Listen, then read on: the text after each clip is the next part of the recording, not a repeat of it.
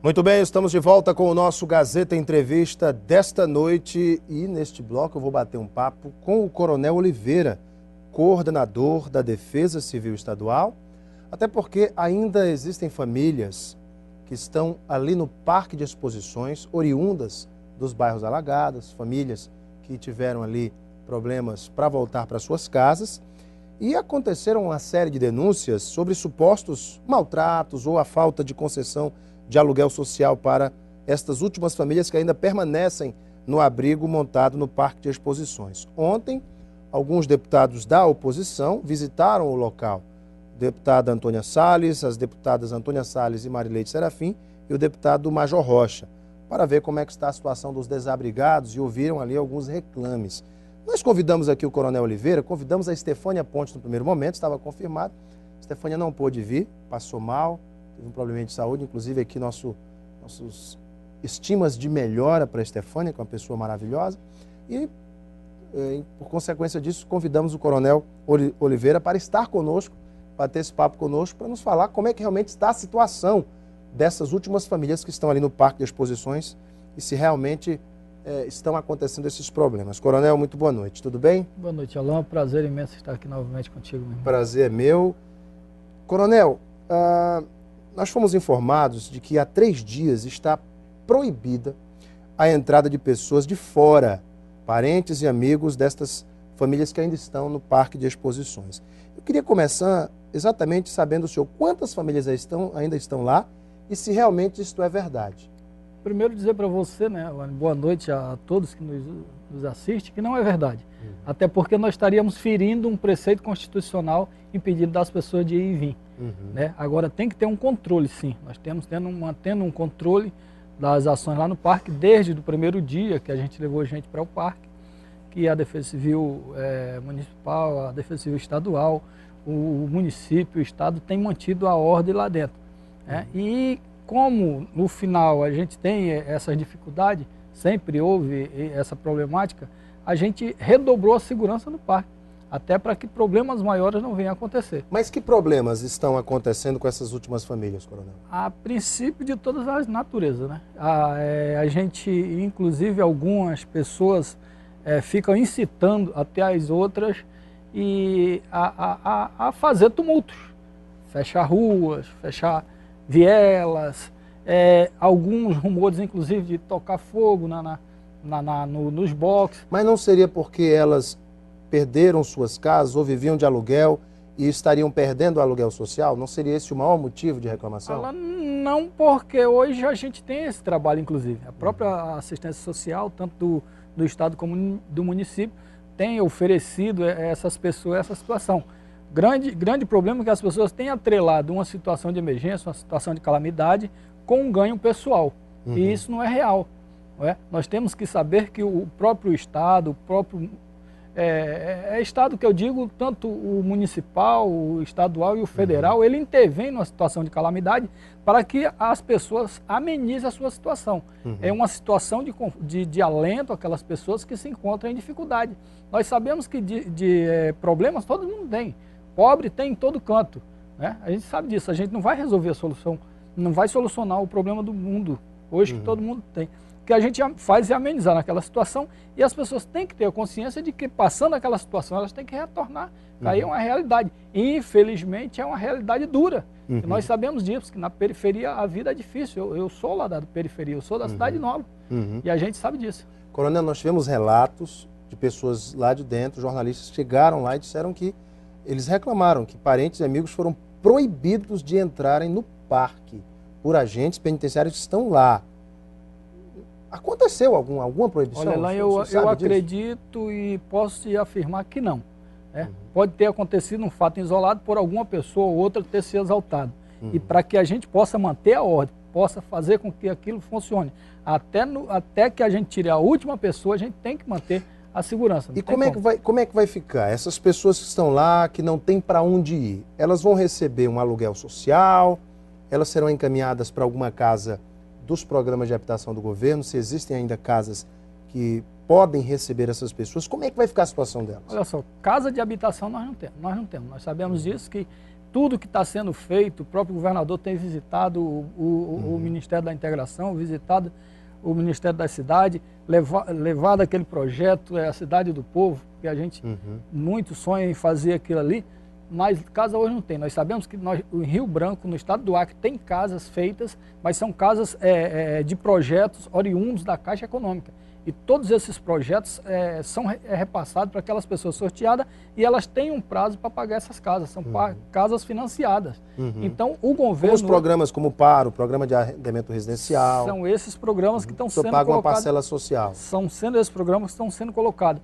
E hoje nós temos já aquele cadastro que foi feito, inclusive nas escolas, pelos alunos. Então essas pessoas que estão lá, que alegam que não tem para onde voltar porque moravam de aluguel, perderam esse aluguel.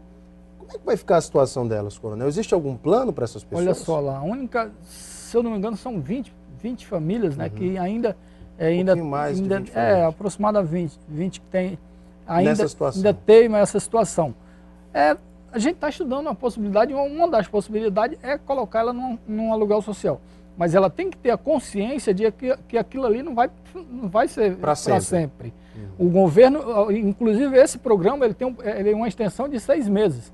Somente a partir desses 6 meses, o cidadão ele tem que providenciar uma moradia, ele tem que arranjar um jeito, de uma forma de viver. O senhor sabe quanto tempo dura o aluguel social? 6 meses. São 6 meses, 6 meses. Gestores que prestam serviços lá no Parque de Exposições afirmaram que 90 famílias que residiam em áreas de risco do bairro 6 de Agosto, coronel, teriam recebido novas casas. 90 famílias. Outras 145 famílias da área alagadiça do bairro Ayrton Senna também foram contempladas com casas do programa do governo federal. O senhor tem conhecimento disso? Sabe quando essas casas serão entregues? Contemplada não. Isso, vejam só, essas pessoas foram retiradas, inclusive nós passamos o ano passado todinho trabalhando em cima disso, a sede com um grupo do Torres, que é do Estado, a Estefânia com um grupo da Prefeitura, tentando negociar, inclusive, com esse povo. Eles não acreditaram que ia acontecer. E esses números que você citou, eles estão em aluguel social. São pessoas que estão habilitadas, elas já estão habilitadas de qualquer programa que venha acontecer. Inclusive, você lembra de 2011 que o próprio ministro veio aqui, anunciou uma quantidade X de casa. E essas casas liberou, inclusive, o dinheiro. Só que isso aí demanda tempo. Tem que correr o projeto paralelo, tem que construir as casas. Tem que construir as casas, isso tudo leva um tempo. Então, com certeza, nós tínhamos um projeto e o governo estava demandando isso para que a gente retirasse 500 famílias desses locais. Nós conseguimos, se eu não me engano, 470, 400 e alguma coisa. Sendo que o maior problema foi na 6 de agosto. O maior problema foi exatamente, talvez, essas 20 famílias que não queiram sair. Porque disseram que não tem vínculo ali, que não queria sair. E hoje eles estão vendo que esse número que saiu, eles estão já numa fila bem próximo de ver um horizonte bem melhor para eles. Coronel, como é que ficou a distribuição dos donativos, principalmente de colchões, pessoas que receberam também outros móveis, eletrodomésticos? Houve muita doação. Ainda está chegando. Ainda está chegando doação, que é importante, né? E como é que está sendo essa distribuição, né? Recentemente nós também vimos que o Ministério Público vai fiscalizar para que não haja nenhum desvio. O senhor tem acompanhado isso também, coronel? A gente até agradece, né, a participação do Ministério Público, a gente precisa de parceiro. A Defesa Civil, você sabe disso, eu tenho falado aqui constantemente que a Defesa Civil somos todos nós. Quanto mais gente próxima para nos ajudar, aí sim nós queremos que nos ajude. Porque nós queremos mão de obra para separar esse material que está chegando, nós queremos mão de obra para transformar os produtos que estão chegando em cestas básicas, para que a gente possa fazer chegar isso em Santa Rosa do Purus, Assis Brasil, Brasileia, principalmente Brasileia, em que o governo tem focado bastante e tem nos chamado a atenção para que a gente venha dar uma atenção grande em Brasileia, porque você viu, foi uma catástrofe, Brasileia está destruída. Então, a gente tem atendido todos os prefeitos na medida do possível, conforme vem a demanda. Nós temos um grupo trabalhando dioturnamente, e aí eu mostro uma documentação para você, para que a gente possa, e o Ministério Público pode estar junto com a gente nessa situação, ajudando. Coronel, eu tenho aqui os questionamentos dos internautas. O Lucas Matheus fez aquele questionamento que já fizemos aqui no início.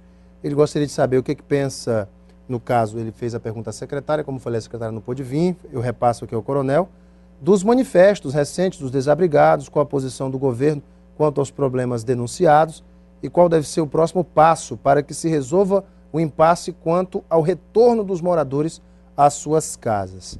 Só para a gente fechar isso daqui, coronel, e dar essa resposta, né, para a população. A Eulinda Novaes também diz isso, né?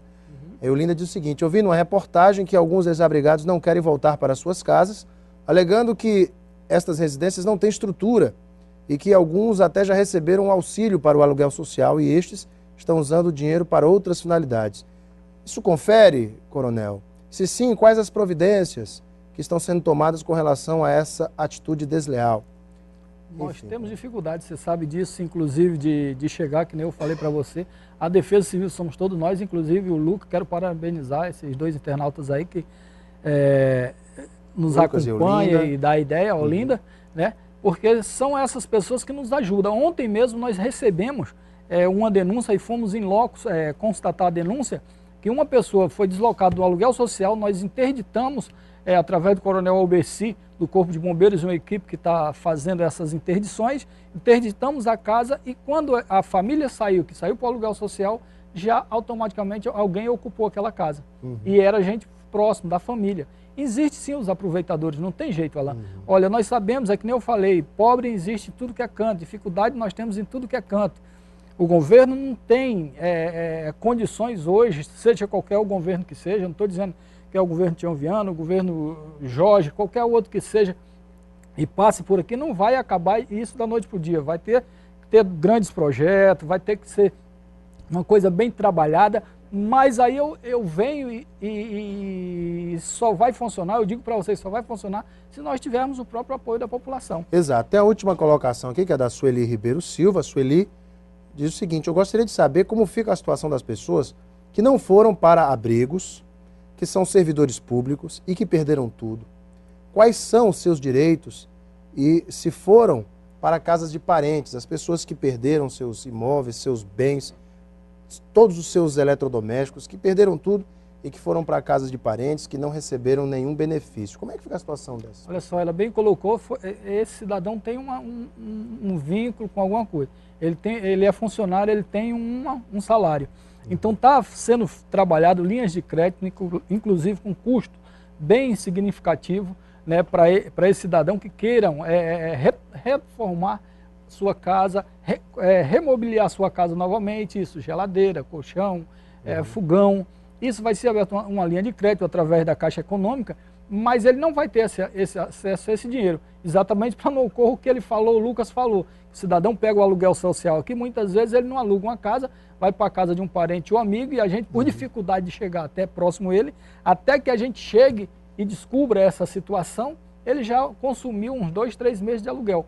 E para que esse cidadão não faça o uso indevido desse dinheiro, a gente vai repassar, a Caixa vai repassar esse material, ele vai na loja, escolhe, a Caixa paga e ele vai simplesmente depois assumir as prestações de forma bem tranquila, bem assegurada junto à Caixa, não à loja, que a loja vai receber à vista. Ou seja, para essas pessoas que foram para casa de parentes, que não foram para abrigos, mas que perderam tudo e que precisam remobiliar suas casas, a Caixa vai disponibilizar uma linha de crédito, mas não em dinheiro. Talvez vai dar o crédito para ela comprar e depois loja. Pagar. Isso, lojas credenciadas. Mas não será em dinheiro. Tudo isso vai ser anunciado, tem que ser trabalhado, né, Alain? Através do decreto, a gente tem que fazer o mapeamento de todas as ruas e logo a gente sabe que a situação de calamidade não foi em toda a cidade de Rio Branco, alguns bairros, somente em algumas ruas.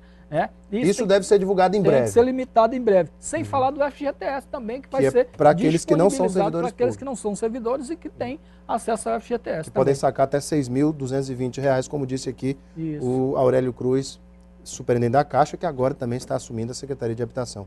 Coronel, nosso tempo está esgotado, eu agradeço de coração sua vinda, o senhor que veio aqui atender o nosso chamamento, trazer aqui as respostas à população. Muito obrigado mais uma vez, coronel, pela sua vinda. Nós que agradecemos, Alain. Estamos sempre à disposição. Assim que você precisar, nós estamos sempre às ordens. Você é príncipe. Você também, coronel. Obrigado. Para vocês de casa que nos acompanharam, muito obrigado pela sua audiência e seu carinho. Um beijo imenso a todos. Fiquem com Deus no coração e até amanhã.